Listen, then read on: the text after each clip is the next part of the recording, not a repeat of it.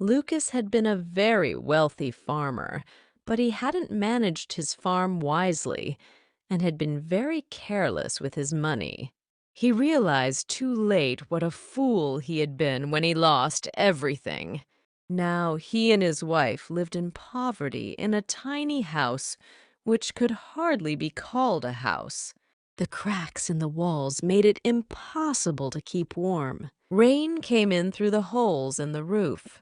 Their life was a constant struggle. They had always prayed for a child, but during their years of wealth, God had never listened. Now they were poor and had nothing, and his wife gave birth to a baby daughter. "Oh, what are we going to do?" his wife cried. "We don't have food for ourselves. How are we going to take care of this poor little stranger?" "Oi!" "We'll find a way," Lucas said. "She's a gift from God, so he'll help us find a way. But first we must have her christened. We must ask someone to be our daughter's godmother." "Oi!" They had no relatives in the area, so Lucas went to ask their neighbor's wife. "My husband and I are only poor peasants like you. Why should we add your child to our list of money worries?" was her answer. Lucas returned home with the bad news. "What can you expect?" asked his wife sadly. "When we were rich, everyone wanted to know us and be our friends. Oi! Even the mayor invited us to his home. But now we have nothing, and not even a poor peasant woman will help us." She was very worried about their little baby. Winter was almost at its end, but it was still very cold.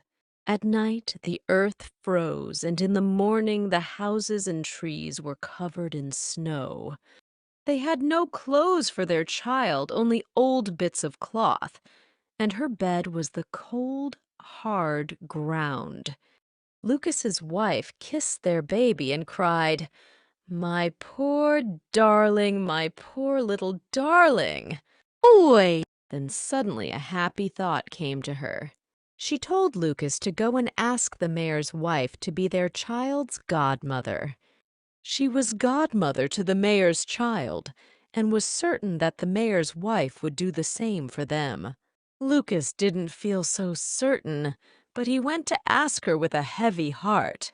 Lucas walked past the fields and farm buildings that used to be his. He arrived at the mayor's house and gave his wife's good wishes to the mayor's wife. He then asked if she would be godmother to their child. "You know how hard things are at the moment," she answered. "Everyone's struggling. I can't afford to help someone as poor as you. Why are you asking me anyway? Isn't there someone else you could ask?" "Oi!" "Well, my wife is godmother to your child," he answered simply. "Oh, I see. So this is a debt that I have to repay, is it?" was her angry reply. "Is that the only reason your wife agreed to be our child's godmother? And tell me, what help is your wife to our child now when you have nothing? How dare you come to my home and insult me like this? I wouldn't be your child's godmother if you paid me in gold." "Oi!" Lucas left in tears. When he got home, he described what had happened at the mayor's house. His wife was desperately unhappy, but he told her not to be discouraged. He was going to take their child to the christening himself and ask the first person he met on the road to be her godmother. His wife, crying, wrapped their child in an old blanket to protect her from the winter winds and put her in her father's arms. Lucas dressed as warmly as he could and started on his journey. He carried his baby sadly but proudly along the road. After several hours, he saw an old woman dressed in old, torn, dirty clothes, walking very slowly on her old bent legs. He hesitated for a moment and then walked up to her, explained their situation, and asked her if she would be godmother to their baby. The old woman smiled warmly, took the tiny baby in her arms, and said, "Yes, of course I will. It will be an honor to be godmother to such a sweet little baby. whose father loves her so much. Oi! They continued together to the church. The priest was just getting ready to leave when his assistant hurried up to him and whispered that some people were arriving. "Oh, no," said the priest, who wanted to get home for his supper. "Who is it, and what do they want at this late hour?" Oi! "It's only Lucas," answered his assistant. "You know, the one who lost everything. He's as poor as the poorest peasant now." As they approached the church, the godmother saw that the assistant was whispering something unkind to the priest. So as they entered, she pulled from her old dress a golden ducat and pressed it into the priest's hand. The priest was amazed. He looked at the ducat, then at the old woman in her torn clothes. He then quickly whispered to his assistant to prepare for the baby's christening. The christening ceremony that followed was suitable for the wealthiest of merchants. The little girl received the name Mariska. After the christening, the priest walked with them to the door of the church. His assistant walked with them all the way to the gate, hoping for a nice reward. The old woman gave him a golden ducat, which he received gratefully. When Lucas and the old woman reached the place where they had first met, she handed the baby to him. She then reached into her pocket and pulled out another golden ducat, which she put inside the baby's blanket. She smiled at Lucas and said, "This is my gift to your child. This will provide enough money to bring her up well and give her everything she needs. This child will bring you and your wife great joy and comfort. And when she grows into a woman, she will have a long and happy marriage." Oi! A kind godmother then touched the ground, and suddenly a beautiful rose bush appeared covered in sweet-smelling flowers. Lucas bent down to admire the lovely flowers, and then turned to thank the old woman. But she was gone. He was amazed and confused. "Goodbye," he called. "Thank you, kind godmother." Oi! He stood there holding little Mariska, looking all around him. He would probably have stood there for hours if Mariska hadn't started crying for her supper, so he began walking. And as he walked, he thought about all the wonderful things that had happened to him that day. At one point, he stopped and felt in Mariska's blanket to make sure that the ducat was still there, that he hadn't dreamed it. He took it out, and suddenly it became 10 ducats and fell out of his hand all over the ground. Again he stood there not speaking, full of amazement. He gathered the ducats up, laughing, put them in his pockets, and almost ran with Mariska back to his home. Lucas's wife had been waiting anxiously at home, hungry, thirsty, and cold. There was no food in the house and no money. She was very surprised when Lucas ran in with a happy smile on his face and told her all about the kind godmother. When he finished, he told his wife to take the godmother's christening gift out of Mariska's blanket.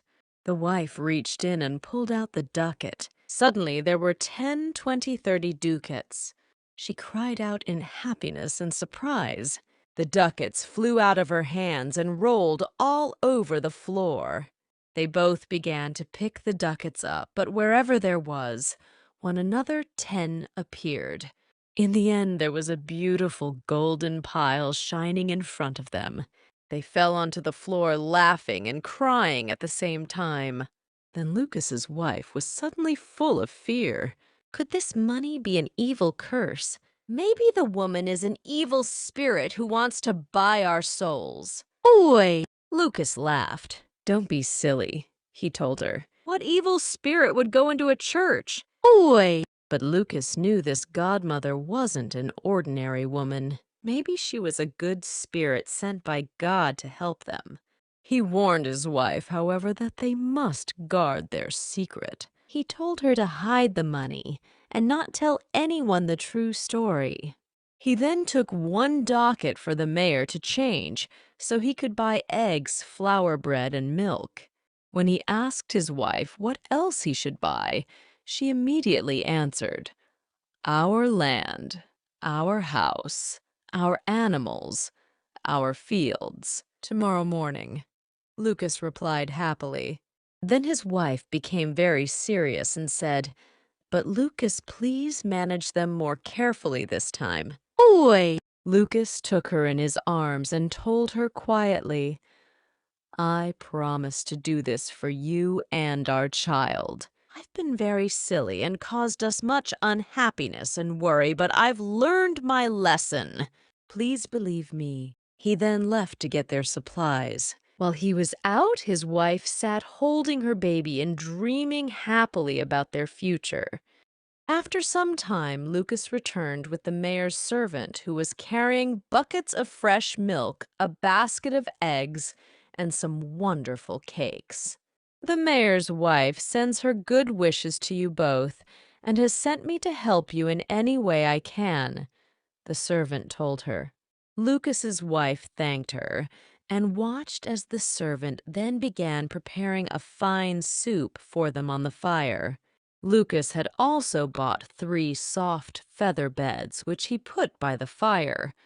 The next day, Lucas went to buy back their farm. The mayor's wife was extremely curious to know how Lucas and his wife had become wealthy again since his visit to their house the day before. So while Lucas was out, she visited his wife and asked questions.